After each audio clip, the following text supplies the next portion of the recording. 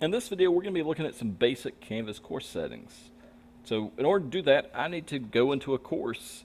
So here is my Canvas dashboard, and what I'm going to do is I'm just going to use this unpublished test course. And when I go into it, this is what a blank Canvas course looks like. So there's a lot of options, a lot of features, but no content. In order to get the settings, it's over here in this navigation to the side, and I'm just going to scroll down and I see settings right here at the very bottom. Now from here, this is where I can change the name of my course. This is where I can change the course image. So it's as easy as going through here, choose an image, and I always suggest uploading an image from your computer. You can use Unsplash. Unsplash is a free image search site, so let's just say I want to type in school. With that said, you just don't know what you're going to get and what you're going to find. Let's say I just wanted these, and now my course has an image on that front. And these are always good for students because it makes it easy to identify, easy to get to. So let's say I wanted to make this course just 7th grade math. You can also change this course code, which it's also, think about it kind of like a short name for the course. Now, for courses that are synced in with PowerSchool, you'll see an SIS ID, and that can't be changed because that's how it syncs over with PowerSchool. But the name itself isn't important. You can change that and make it much more user-friendly for the students. Now, going down through here, you can change any of these settings as you see fit because you can restrict some of these things. Now, you can't change some of them because by default, we have them set for PowerSchool courses so that some of these can't be changed. For instance, the restrict students from viewing this course after the end date should be checked by default for everybody so that students can't continually access content for years to come. Now, you can go through here and enable or re-enable courses like launch speed grader, filter by student group. A lot of these you're probably not going to know anything about until you really start using Canvas as a teacher, but for the most part you won't need to change any of these at the very beginning.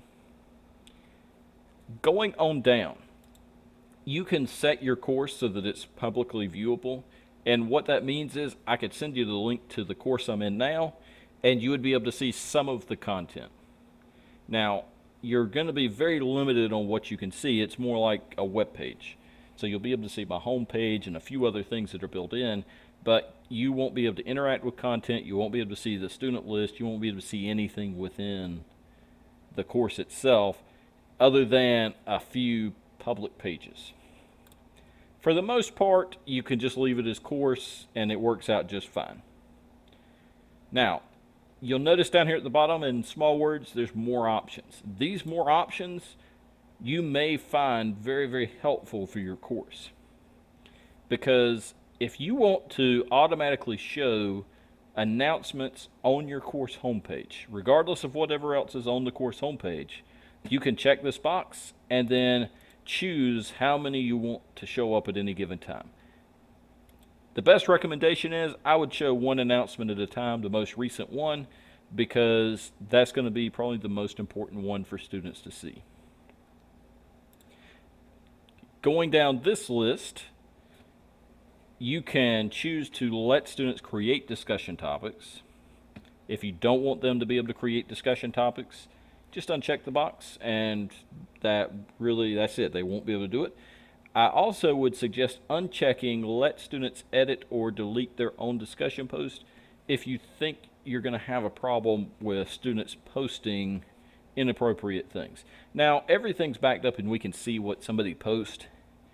And the downside is if you don't let people edit their discussion topics and then they need to go back in there and change something, they have to repost. So that's up to you. It depends on your class, where you're at. I would say for probably middle school students, it might be a good idea to go through there and make it where they can't edit or delete their own discussion post.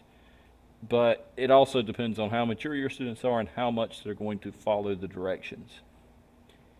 Now, the only other piece to this that you would need to make sure that is not set, don't check this box that says include the course in the public course index. That makes that course available for anybody within the school system to go and join the course. So for most courses, that's not going to be what we want to do. We don't want just any and everybody being able to join the course. Your course enrollments are set by PowerSchool. So you won't have to manage rosters, you won't have to add anybody, take anybody off, or worry about who's in your course.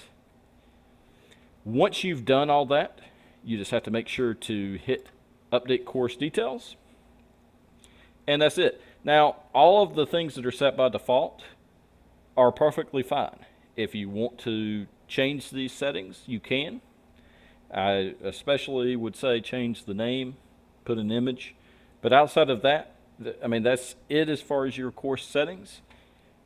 We'll talk about these other things whenever we look at more in-depth training, especially the navigation and apps feature. But outside of that, that pretty much sums up all of the course settings that you could change within Canvas.